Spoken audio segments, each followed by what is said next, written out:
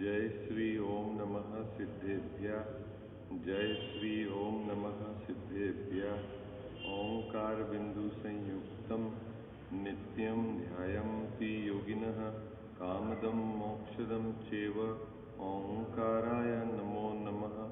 अविरल शब्द घनोग प्रक्षालित सकल भूतलमल कलंका मुनिभि निरूपासित तीर्था सरस्वती हर्तु नो दुरितान। अज्ञान तिमिरा अंधानां ज्ञाना अंजन शलाकया चक्षुर्ण मिलितं येन तस्मै श्री गुरुवे नमः। श्री परम गुरुवे नमः। परंपराचार्य गुरुवे नमः। सकल कलुष विध्वंसकम श्रेयसां परिवर्धकम धर्म संबंधकम भव्य जीव मन प्रतिबोध कारकम पुण्य प्रकाशकम पाप प्रणाश निधि इदम शास्त्रम श्री मोक्षमार्ग प्रकाशक नाम ध्येय अस्य मूल ग्रंथ करता रहा श्री सर्वज्ञ देवा तद उत्तर ग्रंथ करता रहा श्री गणधर देवा पति गणधर देवा तेसां वचना सामाद्य आचार्य कल्प पंडित टोडरमल जी द्वारा विरहचित श्रोता रह सावधान तया शृण्वन्तु। मंगलम भगवान वीरो मंगलम गौतमो गणी मंगलम कुंद कुंदाद्यो जैन धर्मोस्तु मंगलम सर्वमंगल मांगल्यम सर्वकल्याणकारकम प्रधानम सर्वधर्मानां जैनम जयतु शासनम जैनम जयतु शासनम जैनम। नमः श्री समयसाराय स्वानुभूत्या चकातते चित्स्वभावाय भावाय सर्वभावान्तरे मंगलमय मंगलकरण वीतराग विज्ञान नमो ताहि जाते भये हरिहंतादिमान करि मंगल करियो महा ग्रंथ करण के काज जाते मिले समाज सब आवे निज पद राज आवे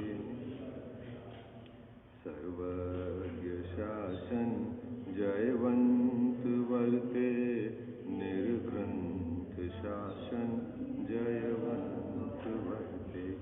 हे यही भाव अविच्छिन्न मन में रहता सर्वज्ञ शासन जयवंत वर्ते निर्ग्रंथ शासन जयवंत। जय बोलो देव शास्त्र गुरु की जय। मोक्षमार्ग प्रकाशक ग्रंथ विराजमान है। प्रथम अधिकार और उसमें श्रोता के स्वरूप पर अपनी चर्चा चल रही है स्वाध्याय के क्रम में।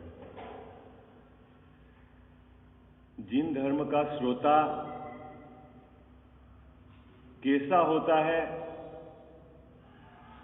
इसकी बात टोडरमल जी साहब ने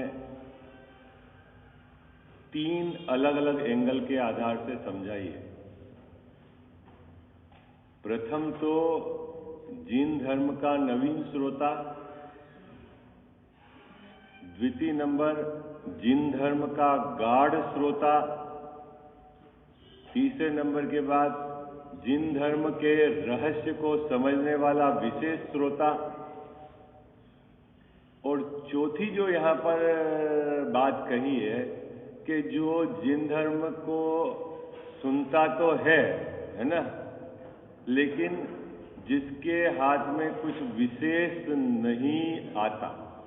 श्रोता तो है ना, और सबकी बात उन्होंने क्यों कैसे बंटवारे करें वो भी पूरी बात कही है ना। नवीन श्रोता का बंटवारे का आधार उसके चित्त में उठे हुए 5 प्रश्न,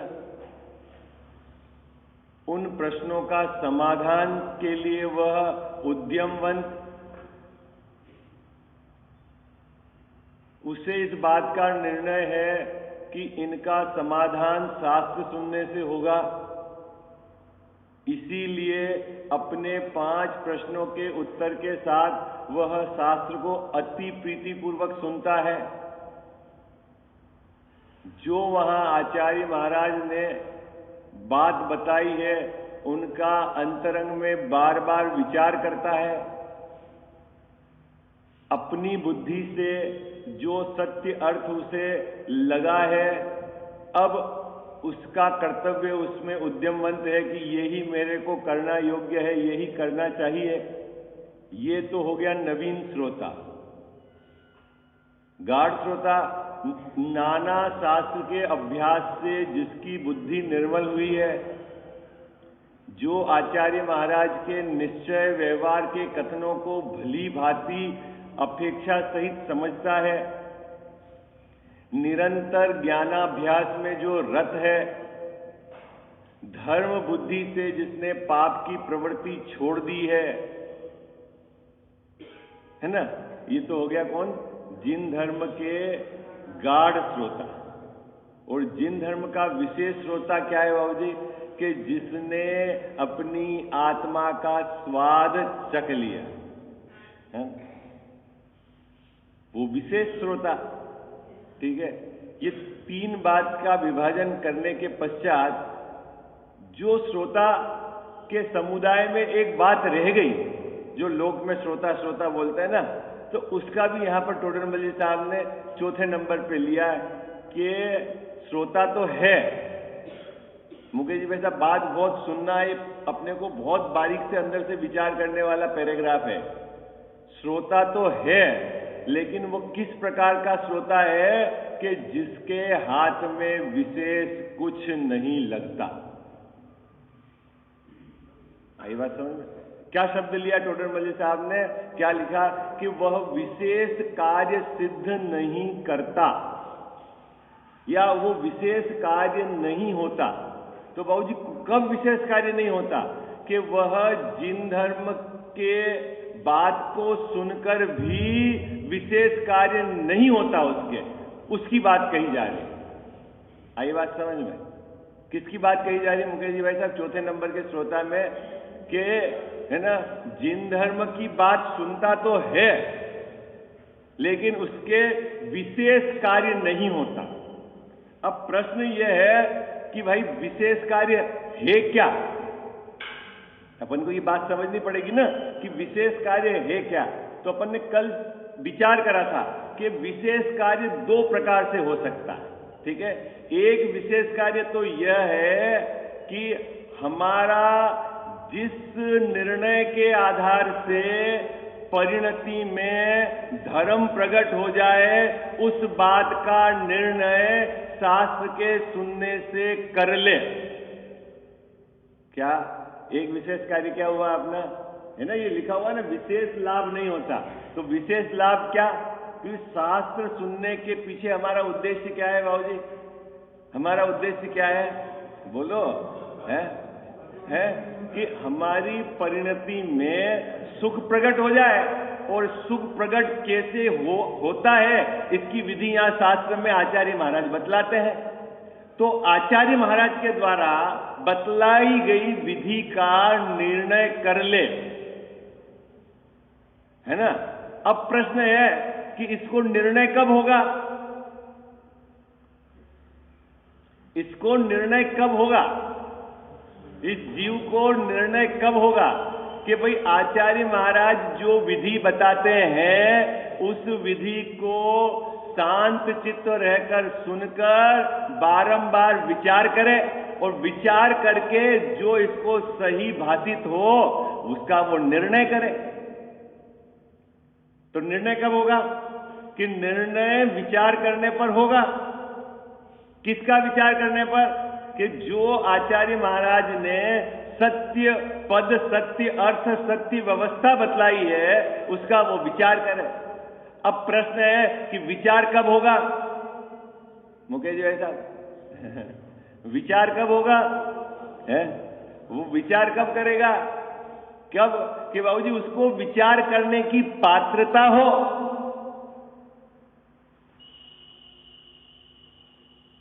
भाई साहब बात पकड़ में आ रही? तो अब इसमें फिर कैटेगरी खड़ी हो गई कि विचार करने की पात्रता हो और विचार नहीं करे, और एक के विचार करने की पात्रता ही नहीं हो। कुछ बात पकड़ में आ रही है आपको क्या? भाई बात मुकेश भाई साहब, एक तो है कि विचार करने की पात्रता ही नहीं है अभी उसकी, उस प्रकार का ज्ञान का उघाड़ ही नहीं है, तो वो क्या करेगा? क्योंकि वो विचार नहीं कर सकता, विचार नहीं करेगा तो निर्णय नहीं होगा, निर्णय नहीं होएगा तो फिर वो विशेष लाभ क्या अर्जित कर पाएगा? ये एक कैटेगरी एक हो गई। एक कैटेगरी दूसरी ये है कि विचार करने की सामर्थ्य तो है और वो विचार नहीं करता, तो वो कैटेगरी टोडरमल साहब ने नीचे ली है। तो इस पहले नंबर की कैटेगरी में हमें ये बात समझनी है कि इसमें बाबूजी जो मूल बात जो कही है यहां पर, वो टोडरमल साहब का एंगल ये है कि आपके ज्ञान की जितनी सामर्थ्य है उसमें आप जो चीज समझ सकते हो और उसमें भी जो मूल बात समझने की है, पहले तो वो आप मूल बात समझ लो। क्या? अभी हम संगी पंचेंद्री है ना, ठीक है, तो हमारे में कितनी पात्रता है बाबूजी? कितनी पात्रता है कि सम्यक दर्शन का जो विषय है उस विषय का विचार करके निर्णय करके कर सकते हैं, इतनी पात्रता तो हमारे सब में वर्तमान में विद्यमान है।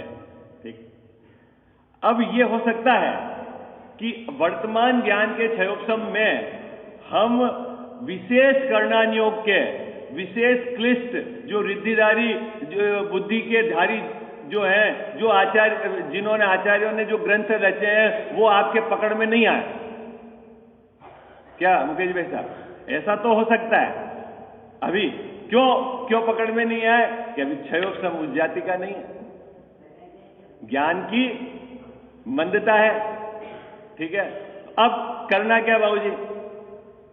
अभी दो रास्ते खुल गए। कल अपन ने बात कही थी ना कि अभी जैसे लब्धि सार है कोट करणानियोग का कोई विषय आप ले समझो है और आपको समझ में ही नहीं आया।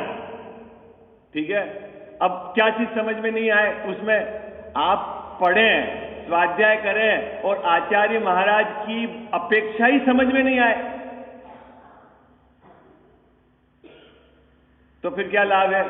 कि साहब धर्म बुद्धि है हमारी तो ओके, उसके लिए कोई मनाही नहीं है, कोई डिनॉय नहीं है, धर्म बुद्धि है ना, तो धर्म बुद्धि का तो फल मिल जाएगा। लेकिन जब तक आचार्य महाराज की अपेक्षा आप नहीं समझ पाएंगे तो आपको विशेष समझ में नहीं आया कुछ, और जब विशेष ही कुछ समझ में नहीं आया तो विशेष लाभ नहीं होगा। टोडरमल जी साहब ने इस ग्रंथ में अनेक जगह ये बात कही है। क्या कही है? कि पहले तो अपनी योग्यता के अनुसार जो प्रयोजनभूत तत्व है उसका तुम निर्णय करना, और जो विशेष ज्ञानधारी से अनुरोध है क्या कि जो विशेष शास्त्रों का अभ्यास करके यदि इसमें कोई त्रुटि है तो वो हमारी निकाले। और विशेष शास्त्र अभ्यास करने के लिए किसको कहा मुकेश भाई साहब? विशेष क्षयोपम के धारी जीवों को कहा। अभी क्षयोपम तो हमारा है नहीं, ठीक है, ताकत तो हमारी ज्ञान की है नहीं कि हम आचार्य महाराज की जो बात है कठिन वो नहीं पकड़ पाए और हम वहीं लगे रहें, और उससे क्या काम हो जाए? क्या कि जो समझने की योग्यता है वो विषय तो हमने समझा नहीं, और जहां हम लगे रहे वहां हमें कुछ हाथ लगा नहीं। हाथ नहीं लगा मतलब धर्म बुद्धि तो थी लेकिन विशेष बात पकड़ में नहीं आई, आचार्य महाराज की बात अपेक्षा समझ में नहीं आई, तो क्या हाथ लगेगा? बात समझ में आ गई ना आपको बाबूजी? क्या बात समझ में आ गई? तो सबसे पहले क्या कि जो हमारी अभी वर्तमान में योग्यता है ज्ञान की, उस ज्ञान की योग्यता में मूल जो प्रयोजनभूत तत्व है जिसका हम निर्णय कर सकते हैं वो काम अपने को करना है। विशेष योग्यता वालों से है कि वो विशेष अभ्यास करे और वहां से आचार्य की बात को समझे और समझाए। पहली पंक्ति की बात समझ में आ गई? क्योंकि ये जो विशेष लाभ, कोई भी जगत में कोई भी चीज जब तक आप उसके अर्थ को व्यवस्थित नहीं समझेंगे तो उस फील्ड का लाभ नहीं होगा। कोई चीज हमारे से इंजीनियरिंग में ऐसा होता था कि ये आयरन और कार्बन का एक चार्ट चलता था।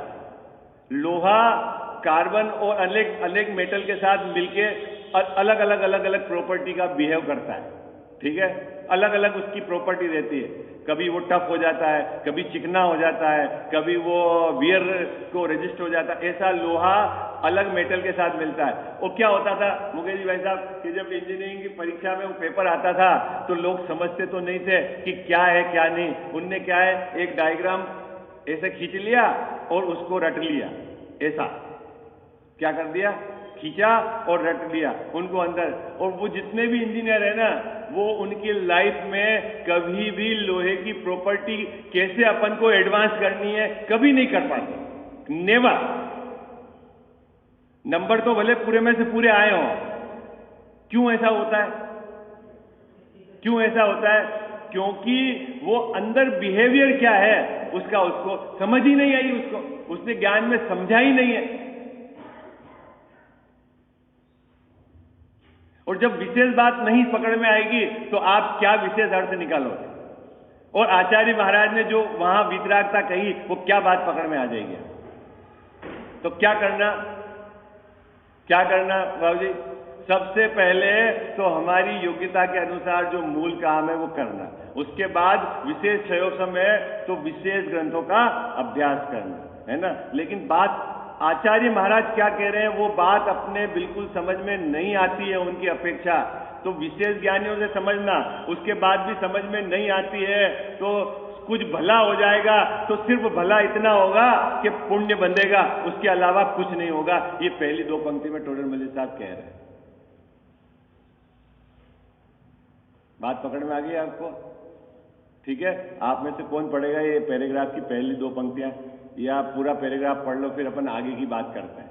ये तो अपन कल बहुत इसको घोटा है अपन ने।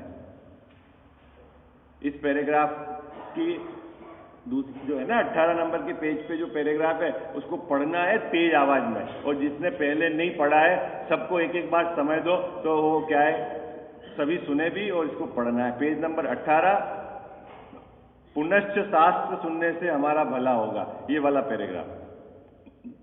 पुनश्च शास्त्र सुनने से हमारा भला होगा, ऐसी बुद्धि से जो शास्त्र सुनते हैं परंतु ज्ञान की मंदता से विशेष समझ नहीं पाते, उनको पुण्यबंध होता है। विशेष कार्य सिद्ध नहीं, ज्ञान सिद्ध नहीं होता, तथा जो कुल प्रवृत्ति से अथवा पद्धति बुद्धि से अथवा सहज योग बनने से शास्त्र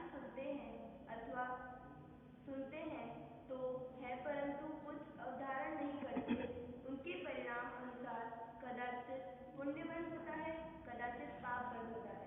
तथा जो मद मत्सर भाव से शास्त्र सुनते हैं अथवा तर्क करने का ही जिनका अभिप्राय है, तथा जो महंतता के हेतु अथवा किसी लोभातीत प्रयोजन के हेतु से शास्त्र सुनते हैं तथा जो शास्त्र तो सुनते हैं परंतु सुहाता नहीं है, ऐसे श्रोताओं को केवल पापबंध ही होता है ना।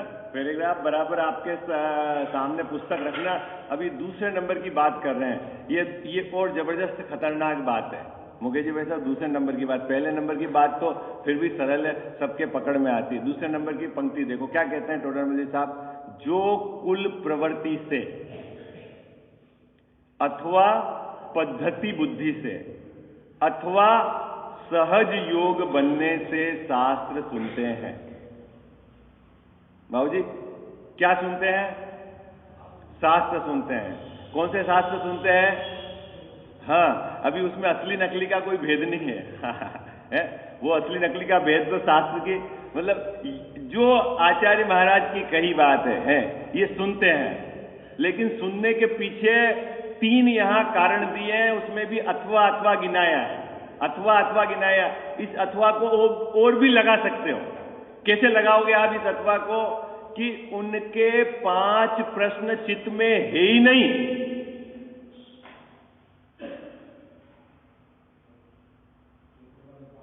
क्या बात पकड़ में आई आपको?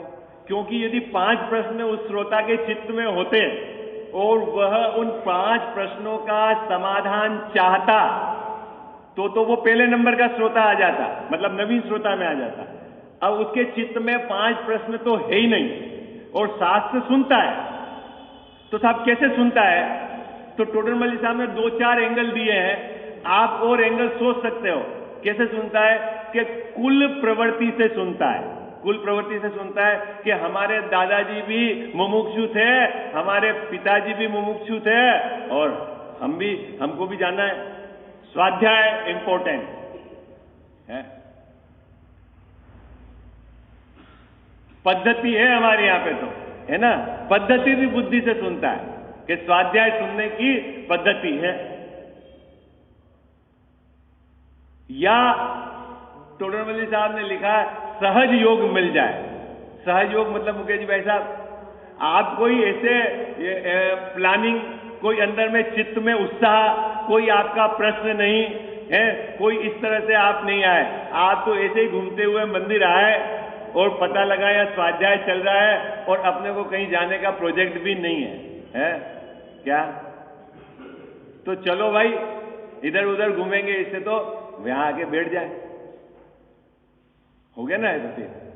अपन ने पहले 3 तरह के एंगल हो गए। अभी बाबूजी 3 तरह से जीव शास्त्र तो सुनता है, ठीक है। अभी तीनों ही जीव अवधारण नहीं करते, ये बात भी टोडरमल साहब ने कही। लेकिन मजेदार बात तो ये कही कि इसमें किसी को तो पाप का बंध होगा और किसी को पुण्य का बंध होगा। ये क्या चक्कर है मुकेश भाई साहब? बात है ना, देखो 3 टोडरमल साहब ने क्या बात कही यहां पर, पढ़ता हूं मैं, पहले ये पंक्ति पढ़ लेता हूं तीनों, ठीक है। क्या है अपन फिर इसके रहस्य को समझेंगे, कोशिश करेंगे कि क्या उनकी अपेक्षा है। देखो, जो कुल प्रवृत्ति से अथवा पद्धति बुद्धि से अथवा सहज योग बनने से शास्त्र सुनते हैं, एक बात। फिर सुनते तो हैं परंतु अवधारण नहीं करते,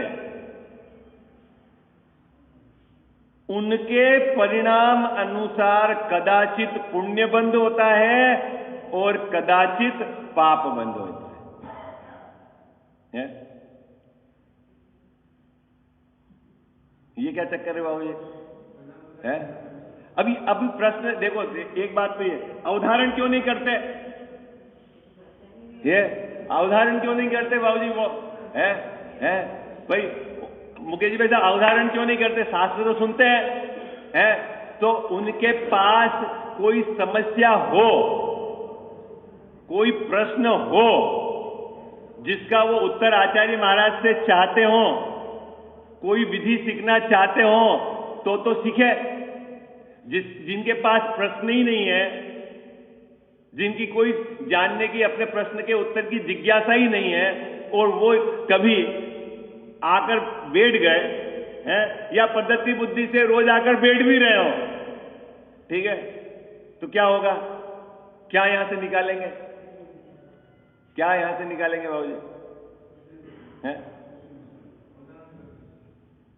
तो आप ऐसा मत समझ लेना कि ये तो क्या कह रहे हैं कि भाई कोई लाभ नहीं है तो कल से अपनी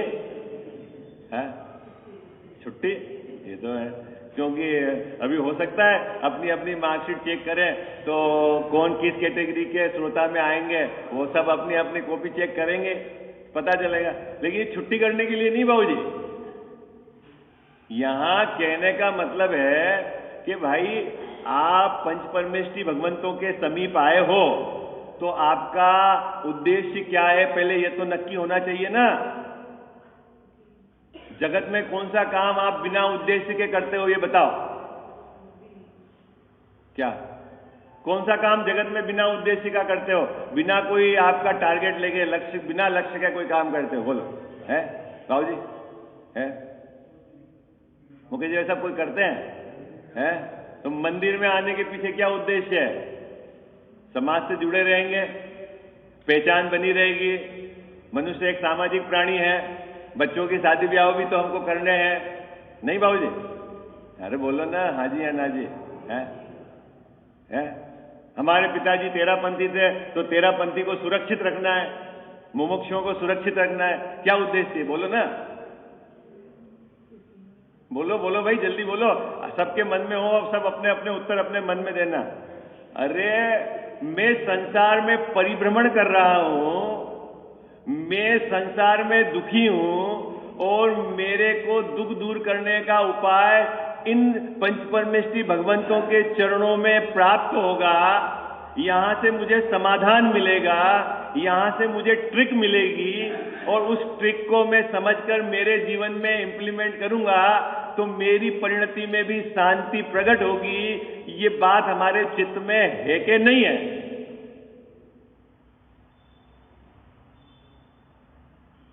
हैं? बोलो। हमारे गांव में दादी बाबूजी ऐसा चलता है, जो बुजुर्ग महिला है ना, वो कभी मान लो अस्वस्थता के कारण 2-3 दिन मंदिर नहीं जा पाती है, तो कभी उनसे मिलने जाओ, ओ हो 3 दिन से मैं मंदिर नहीं जा रही हूं, तो उसके यहाँ फोन आया पता ही नहीं चला, उसके यहाँ पे क्या हुआ मालूम नहीं चला। ऐसा उनका मंदिर जाने के पीछे का उद्देश्य क्या था मालूम है आपको? छोटा सा गाँव है तो सबको मालूम पड़ जाएगा किसके यहाँ क्या हुआ। आई बात समझ में?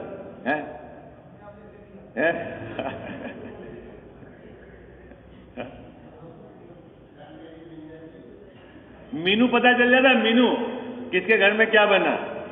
नहीं सुबह सुबह हाँ मंदिर नहीं आओ तो मीनू का भी पता नहीं चलता। क्या उद्देश्य है अपना में बाबूजी मंदिर आने के पीछे? है ठीक उसी प्रकार जिनवाणी सुनने के पीछे भी आपका कोई उद्देश्य है कि नहीं? और यदि आपके प्रश्न नहीं है तो फिर यहां आप जो बैठते हैं तो उसमें या तो कुल पद्धति होगी या पद्धति बुद्धि होगी या सहज योग होगा। चलो मिल गया तो मिल गया, क्योंकि आपको अंदर में बात समझने की जिज्ञासा ही नहीं है। और जिज्ञासा कब हो कि हमारा कोई प्रश्न हो। तो टोडरमल साहब ने कहा कि अवधारण नहीं करते। अवधारण क्या करे हो? उसकी कोई प्रॉब्लम ही नहीं है, उसके कोई प्रश्न ही नहीं है, क्या समाधान? तो सुन आता तो है ना, आ जाता है। अब कुल पद्धति से आ जाता है, पद्धति बुद्धि से आ जाता है, सहज योग है तो आ जाता है। अब चलो आ गया तो ये क्या चक्कर है? सबको पुण्य ही बनना चाहिए ना, किसी को पुण्य बनता है किसी को पाप बनता है, ऐसा क्या चक्कर है?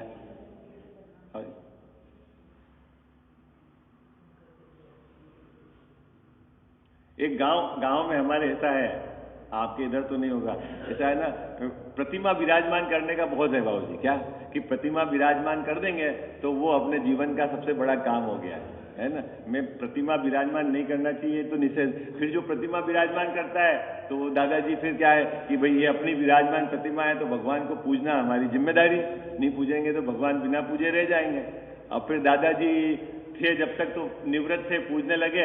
अब फिर दादाजी नहीं रहे तो बच्चों भैया पूजा करना।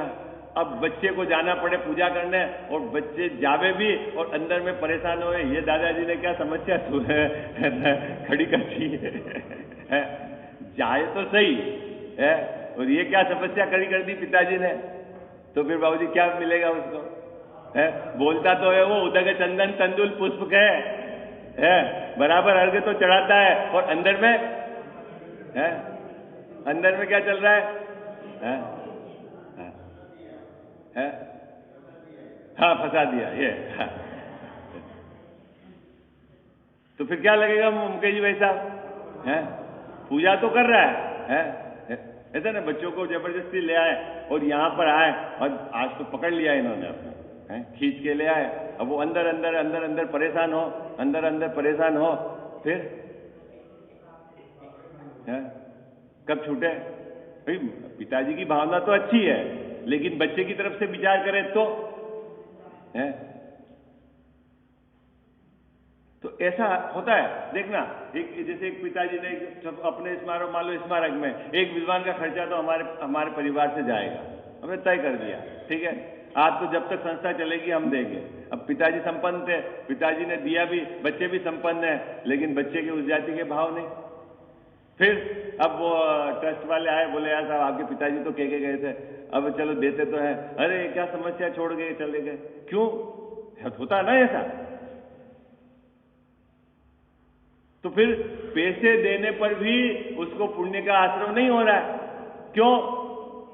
कि अंदर में उसके परिणाम पाप की जाति के है, बाहर में भले वो उस रूप की क्रिया होए तो उससे क्या क्या फर्क पड़ता है। तो मुकेश जी भाई साहब पद्धति बुद्धि से कुल परंपरा से या सहज योग बनने पर भी जो जिनवाणी सुनते हैं उनके अपने कोई प्रश्न नहीं, उनको कोई संसार से ऐसा उनको डर लगा नहीं, संसार समुद्र पार करने की कोई भावना नहीं, और फिर आचार्य महाराज की बात या वो विधि बतावे तो उसको क्या क्या उदाहरण करेगा। और यहां अगर उसके परिणाम विपरीत हैं तो पाप लगेगा। और खूब जीव ऐसे होते हैं कि मैं रोज तो नहीं सुन पाता, ठीक है, चलो धर्म की बात सुनने तो मिली आज, प्रसन्नता रहती है तो उसको पुण्य मिलेगा, लेकिन विशेष लाभ नहीं होगा। विशेष लाभ तो तब होगा कि आचार्य महाराज यहां सुखी होने की विधि जो बताते हैं तू उसका विचार कर, विचार करके निर्णय कर, निर्णय करके जो सत्य भाषित हो वो करने की तेरी कर्तव्य की भावना रहे, उस तरफ तू उद्यमवंत होए तो वो तेरे को विशेष लाभ होगा। पुण्य का आश्रय तो हो जाएगा कसाई की मंदता में, आई बात समझ में? क्या पुण्य का आश्रय तो हो जाएगा लेकिन विशेष लाभ नहीं होगा। आई कब होगा विशेष लाभ? हाँ, ये पूरा एक व्यवस्थित क्रम है।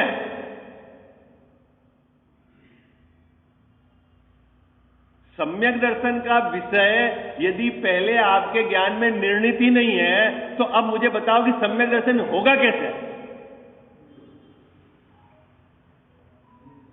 और वो सम्यक दर्शन का विषय जो आचार्य महाराज ने बताया है यदि आप सुनकर विचार नहीं करेंगे तो निर्णित भी कैसे होगा?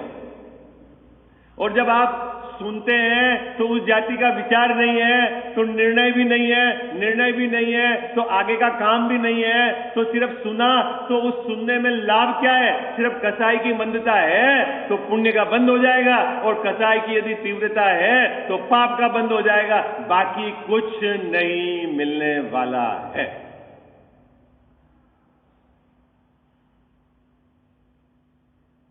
પોપાભાઈનો રાજ નથી, બાબूजी भागवत कथा नहीं है कि प्रसाद मिलेगा और धर्म सुन लिया, ऐसा जैन दर्शन में नहीं है। आई बात समझ में? प्रभावना मिलती ना, प्रभावना, प्रभावना हो गई, काम हो गया। क्या कहा कुछ समझ में नहीं आया हमारे, क्या करना है अपने को? अरे जो हम यहां समय दे रहे हैं ना 45 मिनट, उसकी सार्थकता क्या है? उसकी सार्थकता क्या है? पहले तो हमारे पात्रता जगाओ। पात्रता कैसे जगानी है?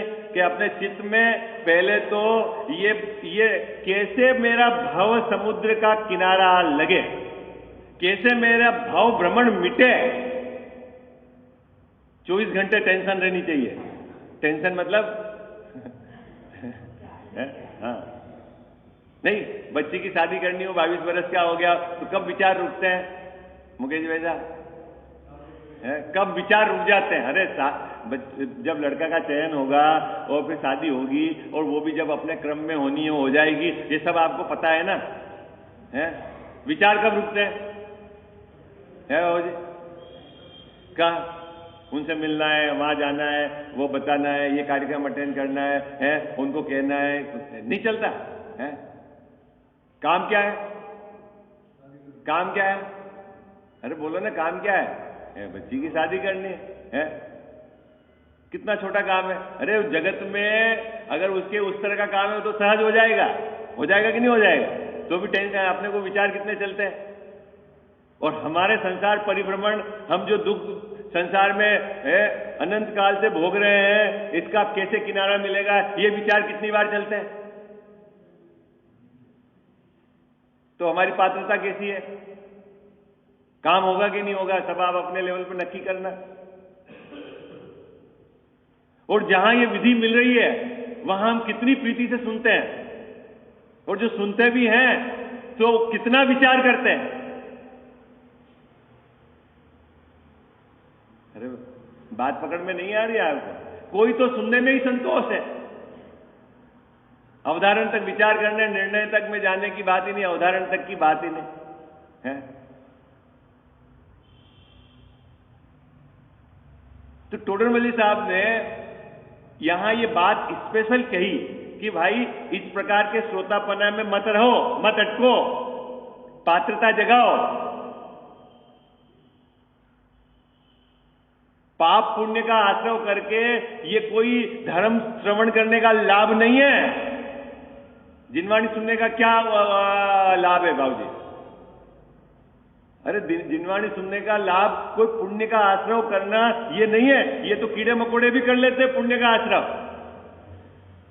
क्या लाभ है मुकेश जी साहब, क्या लाभ है? यहां मुझे मेरे सुखी होने की विधि खोजनी है। जो सुखी हुए हैं वो विधि बतला रहे हैं, उनकी बात को अति प्रीतिपूर्वक सुनना है। उनके प्रति हमारा बहुमान किस काई के लिए? पंच परमेष्ठी भगवंतों के प्रति हमारा। कुछ बात पकड़ में आ रही है नहीं आ रही है आपको?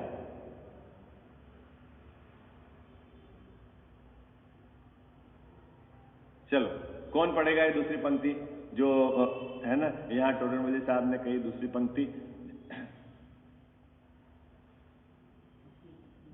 तथा जो कुल प्रवृत्ति से, ये वाली 3 पंक्तियां 2 पंक्तियां पढ़नी है।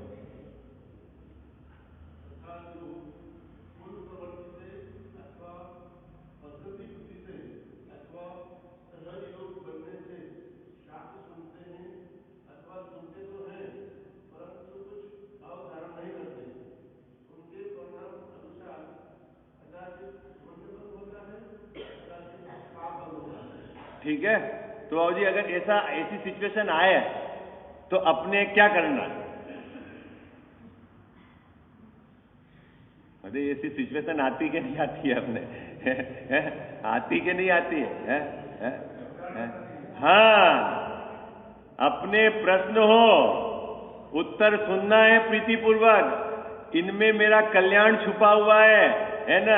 बारंबार विचार करना है, निर्णय करना है। ऐसा नहीं है पौन घंटा आपने को अच्छा लगा है, रिलैक्स, वो नहीं है ये। आई बात समझ में? परसों नरसों मैंने आपको बोला था ना, जब भी इस जीव को सम्यक दर्शन होगा तो उसके स्वयं के सत्य निर्णय के आधार से ही होगा, अन्य के निर्णय के आधार से नहीं होगा। क्या बात कही?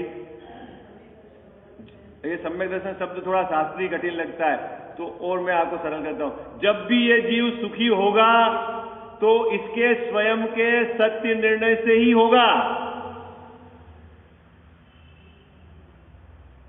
किसके निर्णय से बाबूजी? स्वयं के। हाँ, अन्य के निर्णय से नहीं होगा। और स्वयं का निर्णय कब सही होगा? जब वह सही बात का विचार करेगा। अपने आप नहीं हो जाएगा। बात पकड़ में? तो भी सही बात का विचार कहां से करें? अनादि से तो हमारे को गलती अभिप्राय और गलती है, तो कहां जाए बाबूजी? कहां जाए? हैं? जिनवाणी के समीप जाओ आप, दिगंबर संतों के चरणों में जाओ, पंच परमेष्ठी भगवंतों के चरणों में आपको मिलेगी ये बात, सही बात, कि जो सुखी हो गए हैं वही बताएंगे सुखी होने की विधि है। कौन बताएगा? वो अब बच्चों का नहीं चलता, ये 12वीं के बाद किस कैरियर में जाना चाहिए, किस कैरियर में जाना चाहिए, ये नहीं होता।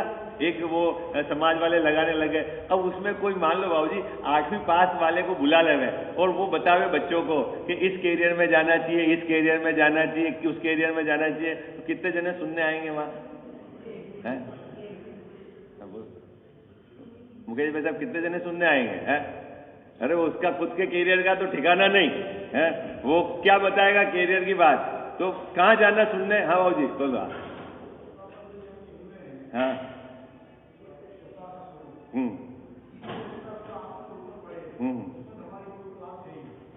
मैं नहीं जानता क्लास है, ये तो अपनी कॉपी आप चेक करना। क्लास हाँ, सब अपने अपने, मैं किसी की कॉपी चेक नहीं कर रहा। और यदि क्लास चेंज करनी है तो आपके पास अवसर है।